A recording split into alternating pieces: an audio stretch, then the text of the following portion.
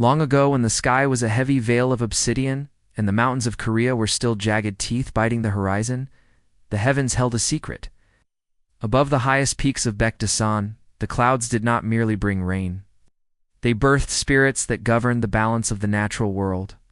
Among these celestial beings was the great cloud sovereign, a deity who commanded the lightning as his spear and the thunder as his drum.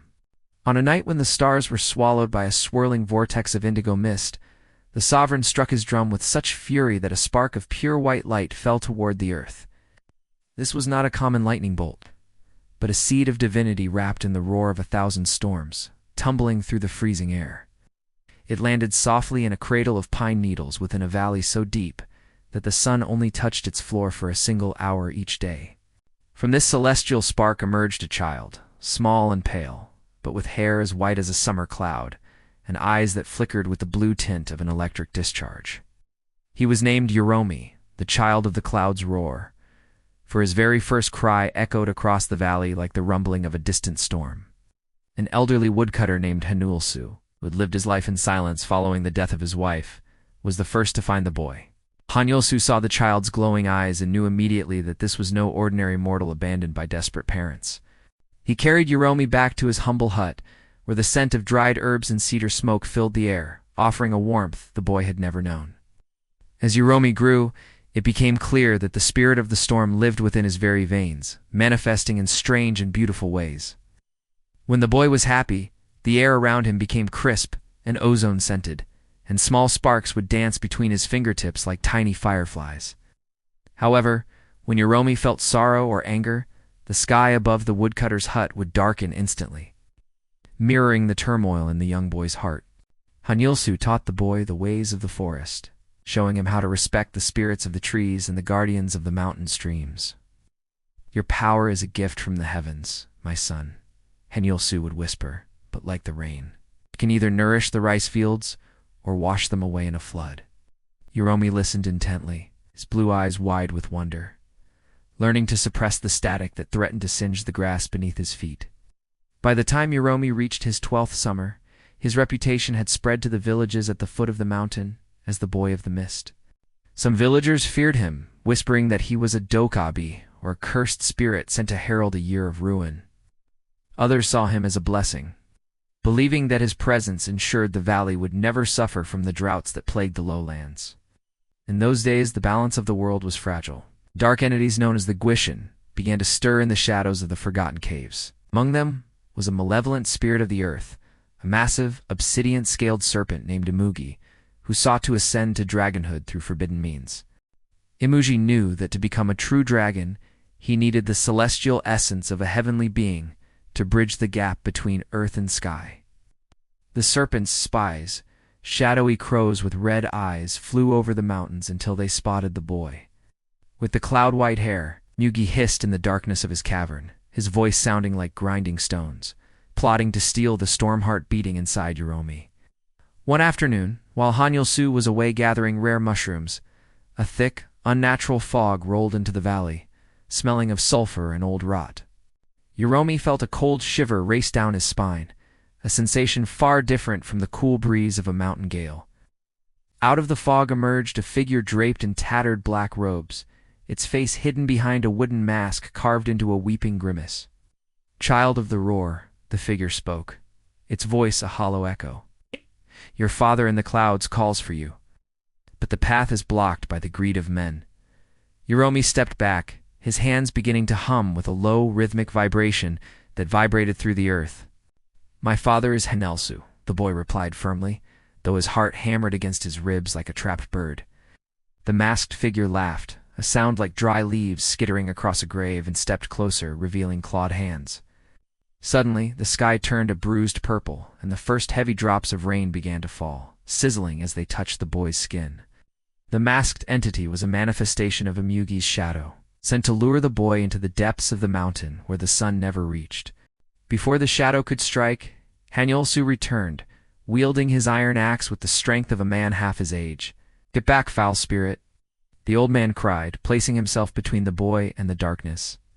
The shadow lashed out with a whip of dark energy, throwing the woodcutter against the stone wall of their hut.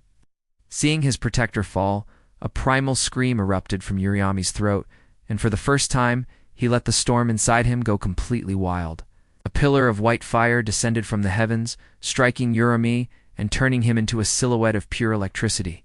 The shadow spirit was vaporized instantly, leaving nothing but the scent of scorched earth and a lingering sense of dread. Ureomi rushed to Hanyulsu's side, the sparks fading from his skin as tears blurred his vision. The old man smiled weakly, patting the boy's hand. "You see, Ureomi? You're the shield of this mountain, but the serpent will not stop." Hanyulsu recovered, but they both knew that the peace of their valley had been shattered forever by the ambition of the Imugi. Weeks passed, and Ureomi spent every waking hour training, learning to shape the lightning into shields and spears of light. He meditated under the waterfalls, trying to harmonize his heartbeat with the rhythm of the falling water. He realized that his power was not just destruction. It was the energy that moved the winds and directed the path of the eagles. On the night of the great eclipse, when the moon swallowed the sun and turned the world into a realm of twilight, the Imugi made his final move. The earth shook with such violence that the ancient pines were uprooted, and the mountain itself seemed to groan in agony. Imugi emerged from the ground, his body nearly a mile long, his scales shimmering with an oily, dark light. He moved toward the village at the base of the mountain, intent on consuming every soul to fuel his final transformation. Ureomi stood on the highest precipice, his white hair whipping in the chaotic winds of the approaching disaster. "I am the son of the Cloud Sovereign," he shouted into the void, his voice amplified by the thunder. He leaped from the cliff, not falling, but riding a bolt of lightning like a shimmering stallion of gold. The boy and the serpent clashed over the valley, a battle of light against shadow that lit up the darkened sky for hundreds of miles. Imugi snapped his jaws, unleashing clouds of toxic miasma that withered the trees and choked the air. Ureomi countered by spinning his body, creating a localized cyclone that blew the poison back toward the monster. The villagers watched in terror and awe, seeing the boy of the mist transformed into a legendary guardian of old.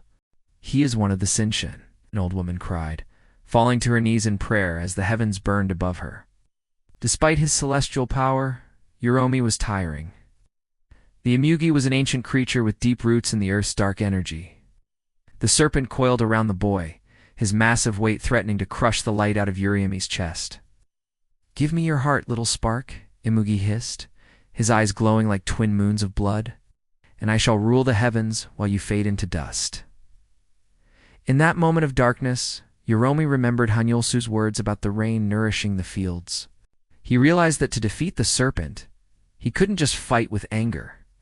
He had to provide the rain the world needed to wash away the corruption. Instead of striking outward, Ureomi drew all the moisture from the air, condensing the entire storm into a single, pure drop of celestial water.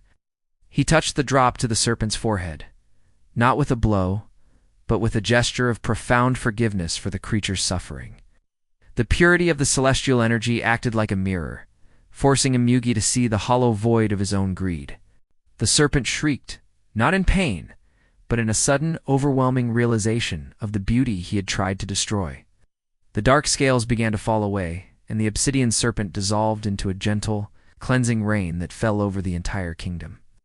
The drought ended instantly, the withered crops sprang back to life, and the air became the sweetest it had been in 1,000 years. Ureomi descended slowly to the earth, his feet touching the mud of the valley floor with a soft splash. He was no longer a glowing spirit. He looked like an ordinary boy again, though his hair remained as white as the peaks of the mountains. Hanyulsu was waiting for him at the edge of the forest, his eyes wet with pride and relief. The villagers approached cautiously, but when they saw the kindness in Ureomi's eyes, their fear evaporated like morning dew. They threw a festival that lasted for 7 days and 7 nights, calling it the Festival of the Thunder Beast. They offered him silks and gold, but Ureomi refused it all, preferring to return to the simple hut of the woodcutter. Years flowed by like the Han River, and Ureomi grew into a man of great wisdom and quiet strength. He became a bridge between the mortal world and the hidden realms of the spirits, ensuring that neither side overstepped its bounds. Legend says that whenever a storm rolls over the Korean peninsula, it is Ureomi checking on the welfare of the people. The thunder is not a sign of anger, but the sound of his laughter echoing through the halls of his father's palace. The lightning is not a weapon of war, but a lantern he carries to guide lost travelers home through the dark. Han Yul-soo lived a long and peaceful life, passing away with a smile as he watched the sunset over a valley that was safe because of the boy he found. After the woodcutter's death, Ureomi returned to the clouds, but his spirit remained tethered to the mountains he loved.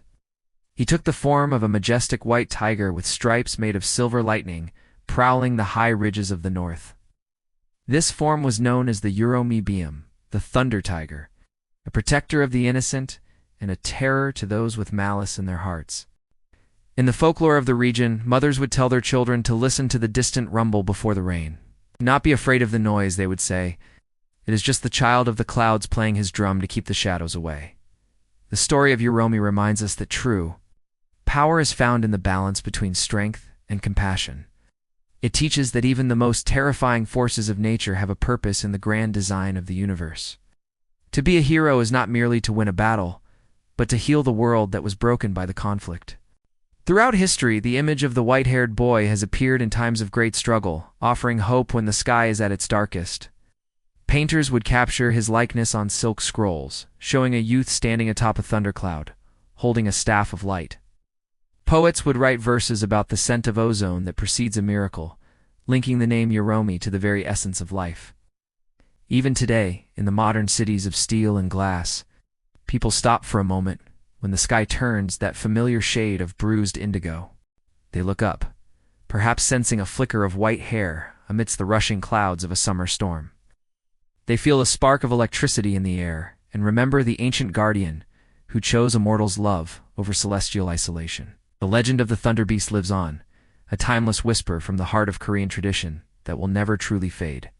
For as long as there are clouds and as long as there is rain, Ureomi will be there, watching over the land with eyes like the blue of a lightning strike. Sleep well, for the storm is your friend, and the roar of the clouds is but a lullaby from a guardian who never sleeps. Thank you for listening to this legend. Don't forget to comment, like, share, and subscribe to Storycraft Studio for more tales from across the world.